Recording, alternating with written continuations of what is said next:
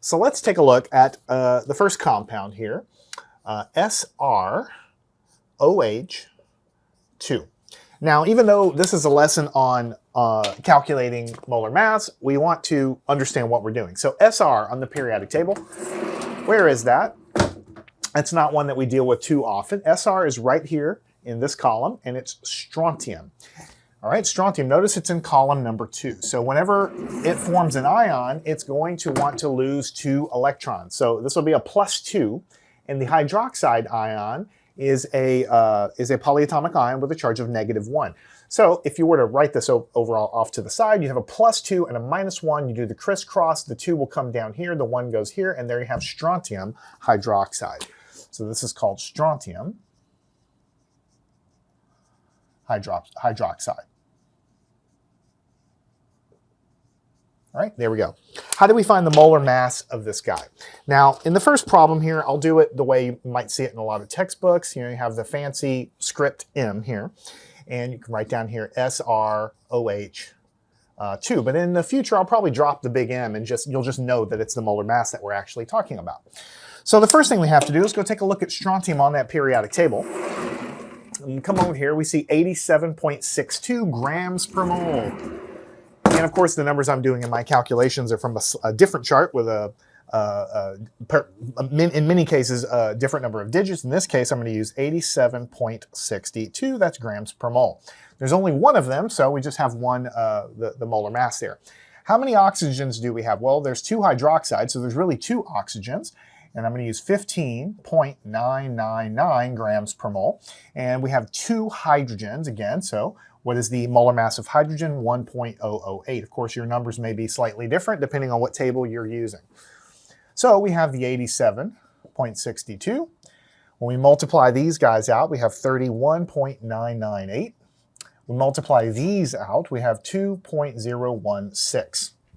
So the molar mass of strontium hydroxide, when you add these numbers together, the 87.62, 31.998, 2.016, you get 121.634, and that's in grams per mole.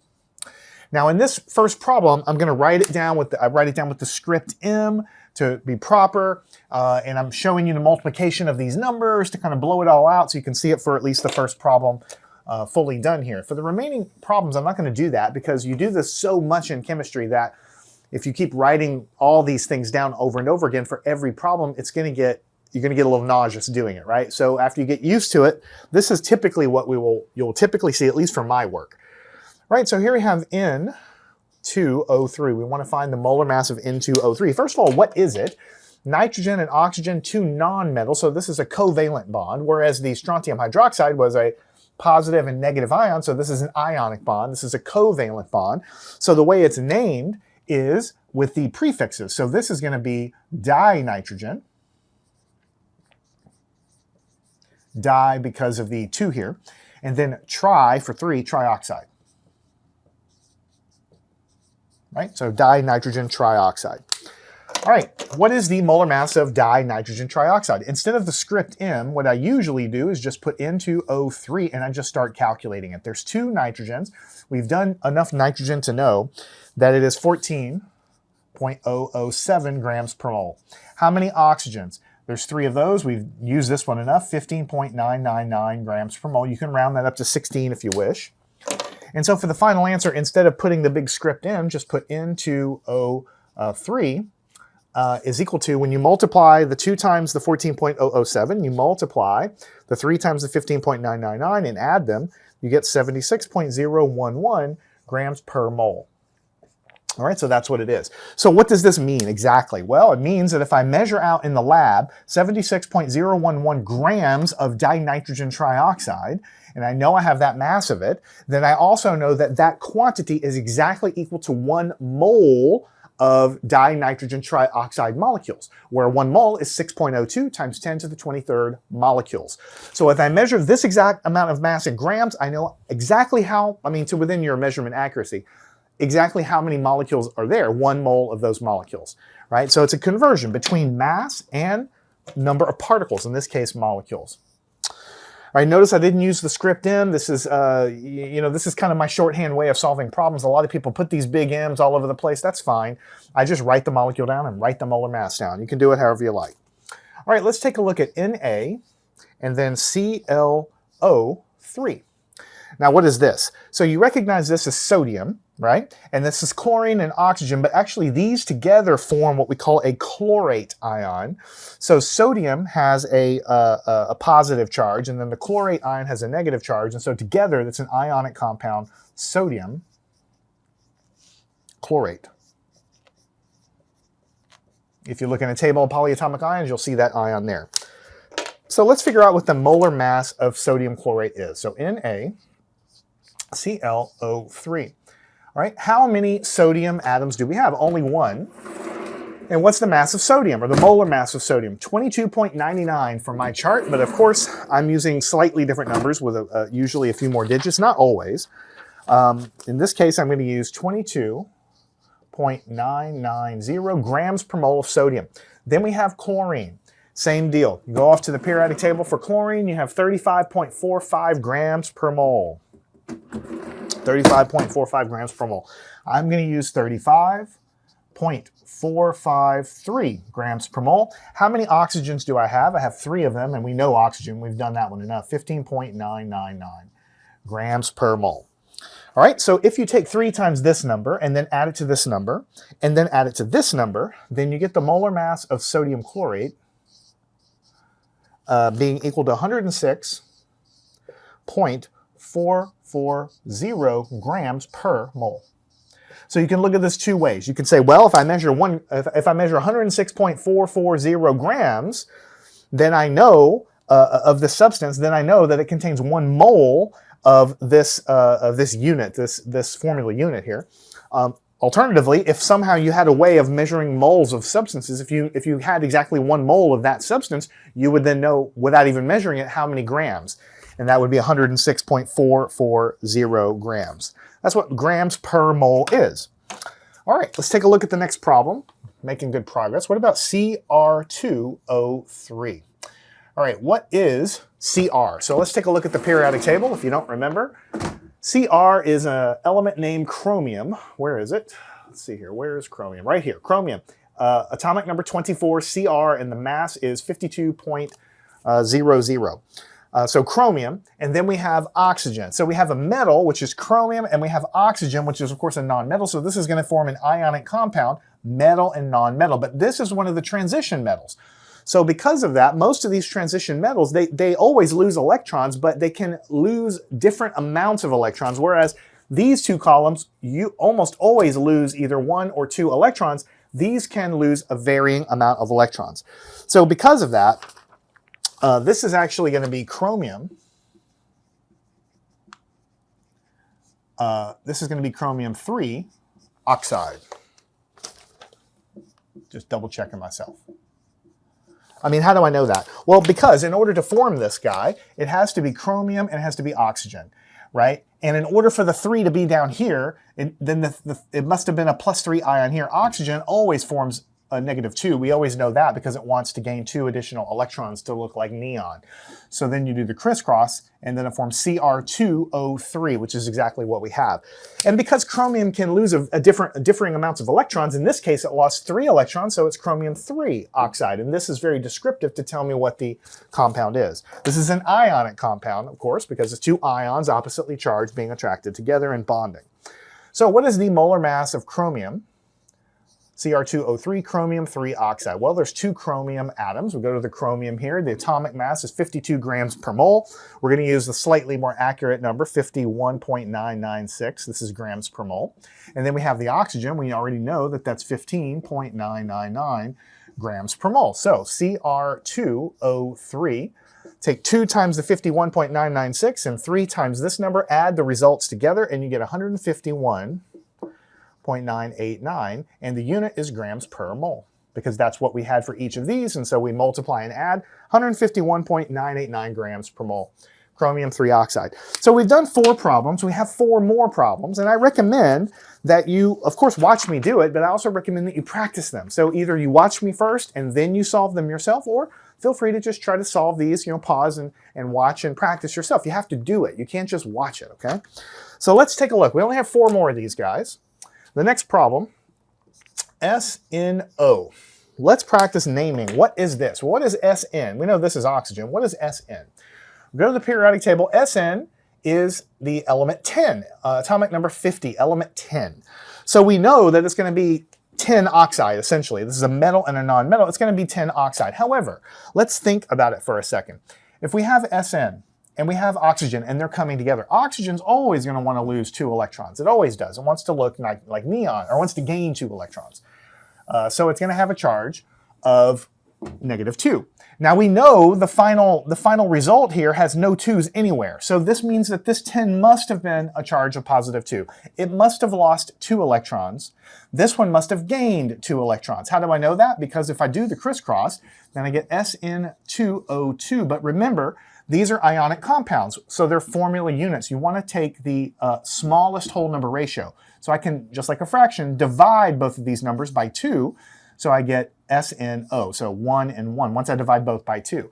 This is the only way I can really get this. So this is 10, and it is oxide, but this 10 actually has a charge of +2 on it, so it's 10,2 oxide. In other words, it's not 10,3 oxide or 10,4 oxide, because if it were 3 or 4, then there would be a 3 over here on the oxygen. But the way that they crisscrossed and canceled to give us this means that we know that this 10 must have took on a charge of +2. Basically, the 10 lost 2 electrons. The oxygen gained the 2 electrons. Then once you had the oppositely charged ions, they attracted each other and formed the ionic compound there. That's what an ionic bond is. All right, so SNO. What is the molar mass of that? So 10, we said, was 118.71 off of this periodic table. 118. Let me just double check I have the right. Yeah, here it is. 118.71. 118.711. That table has only a couple of digits. Here's a little more accurate number here. And then oxygen, I'll put 15.999. There's nothing to multiply by, so you just say SNO is equal to, when you add these guys together, 134.710, and the unit is grams per mole. Because this number off the periodic table was in grams per mole. This is in grams per mole, and so when you add them up, you get grams per mole. There you go. Now, you also know, when you calculate these things, that the number you're getting is grams per mole, but it's also in atomic mass units of this formula unit. So you read the number 2 ways. Here, we're focusing on grams per mole of the substance. But you also know that it's exactly the same number of atomic mass units for one single pairing of 1 10 atom and 1 oxygen atom. And so like one little unit there of 10,2 oxide, it's that many atomic mass units. But as I said, in general, in chemistry, we don't use that too much in actual calculations because we're usually talking about vast numbers of atoms. So we work with moles. All right, let's move along. We only have a couple more. Let's take a look at BA F2. What is this compound? Well, Ba is barium. Barium is where? In column number 2 here. So it wants to lose 2 electrons to look like to look like what? To look like xenon over here. And we have fluorine, which is F, and wants to gain 1 electron. So this is an ionic compound, just to review here. We said the barium likes to lose 2 electrons, and the fluorine likes to gain one electron. So we do the crisscross here for the ionic compound, Ba, and then the F2. That's exactly what we have. So it's ionic, so we name it with the first element, barium, and then we have fluoride. Right? We don't need a 1 or a 2 here because barium pretty much always forms the same ion. It loses the same number of electrons pretty much all the time. And under rare circumstances, it would do something different. So here we have barium fluoride.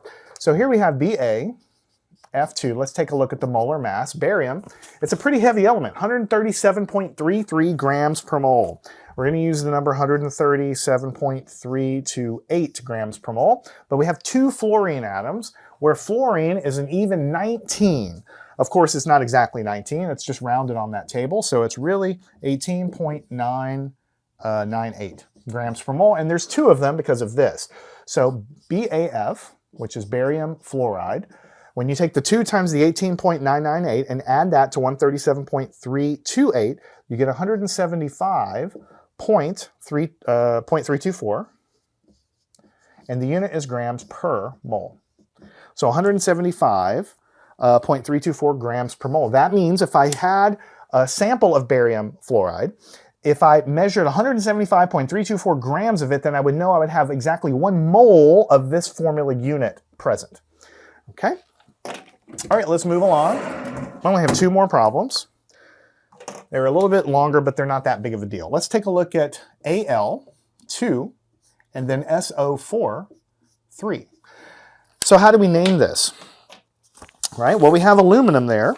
This is Al. Al is aluminum. Where is it on the periodic table? Aluminum is right here on the boundary between a metal and a non-metal, but it is a metal. It's aluminum. And then we have, it looks like a polyatomic ion. If you look in your table of polyatomic ions, SO4 is the sulfate ion, So this is going to be aluminum sulfate. So sulfate has a charge of -2. That's why it comes down here. And the aluminum is going to take a charge of +3. And so it's going to, you can think of aluminum essentially going backwards, losing 1, 2, and then losing 3 electrons. So aluminum is going to lose 3 electrons, being +3. This will be -2, crisscross, and that's what you get. So this is aluminum sulfate. And this is an ionic compound, positive and negative ion attracted there. So we have Al2, SO4, 3. There are 2 aluminum atoms. Aluminum has a mass of 26.98 grams per mole. All right, but we're going to use the number 26.982. And then we have to add however many sulfur atoms. But really there's 3 of them because this is times 3 here. So there's 3 sulfur atoms. Sulfur on the periodic table is right here, 32.07. We're going to use the number 32.066 grams per mole. There's 3 of them. But then we have this oxygen, but how many do we have? 4 times 3 is 12. There's 12 oxygens, 15.998 grams per mole. So aluminum, Al2, sulfate, SO4, 3. So if you take the 2 times the 26.982, and then the 3 times the 32.066, and then the 15.99, that's oxygen, so actually it's 999, sorry about that, times 2, and then you add all 3 of those numbers together, you're going to get 342.150 grams per mole.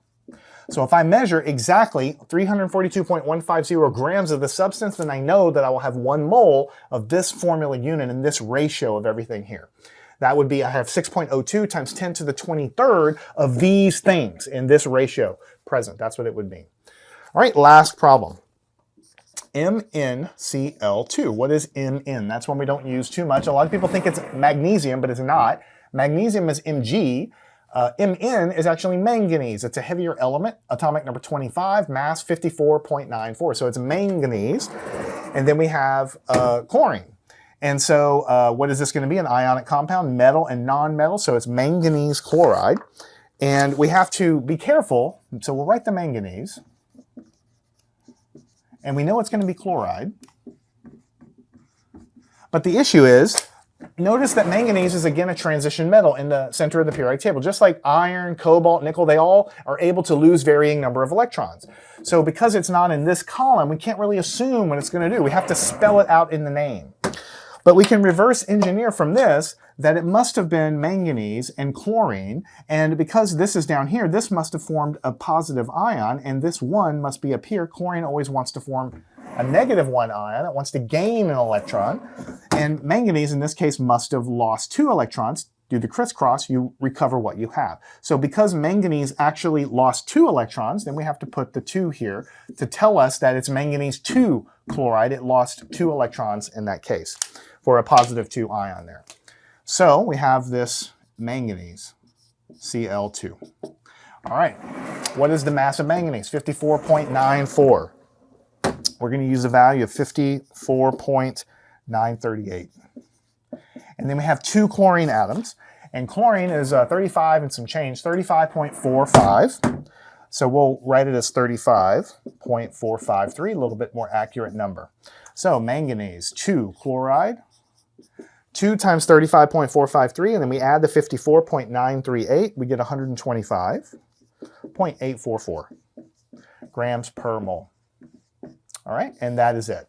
So what does it mean again? I mean, it means that if I have this many grams, 125.844 grams of this substance, then that would be exactly 1 mole of this formula unit here, which would be 6.02 times 10 to the 23rd groupings in this ratio of 1 to 2, manganese to chlorine. That's what it is. Because remember, this is ionic, so that means that it's just a regular lattice of three-dimensional array where the smallest ratio between these two things is 1 manganese to 2 chlorine. So that would be how many of those groupings are in that rectangular lattice there. It's not a free-floating molecule like water is, because it's an ionic compound. It exists, they almost always exist in a three-dimensional lattice like that. So this was molar mass part 2. The problems you can see get very repetitive after a while. And I almost struggled, should I do this many problems? Because it is the same thing over and over again. But what it does is it does two things. One, we get to practice naming things. And even though we've already done that skill, it's important to reinforce. You know, like in 4th grade, when you're doing fractions, you're still practicing your multiplication. When you're doing your decimals, you're still practicing your addition and things like this. So you're kind of practicing old things with new things. So that's what we're doing here. We're getting a little practice naming and getting comfortable with things like this. Also, as we start to use elements like manganese and aluminum and sulfur and oxygen, then you get more familiarity with the periodic table. If you just look at this table and say, oh yeah, I got it. Well, the thing is, until you use it, you don't know where everything is. But I've used it enough. I know manganese is somewhere over here. I know chlorine is somewhere over here. I know barium is heavy and it's on the left. But you only get that by using the table. So doing the problems definitely helps us with molar mass, but it also helps us with all the other things. It helps us with practicing other things. And calculating the molar mass of compounds is literally step number 1 in many, many problems in chemistry. So I want you to practice these. This is something you have to master, but it's very easy. Practice, make sure you get the right answers, and then following on to the next lesson, we'll continue to build your skills. Learn anything at mathandscience.com.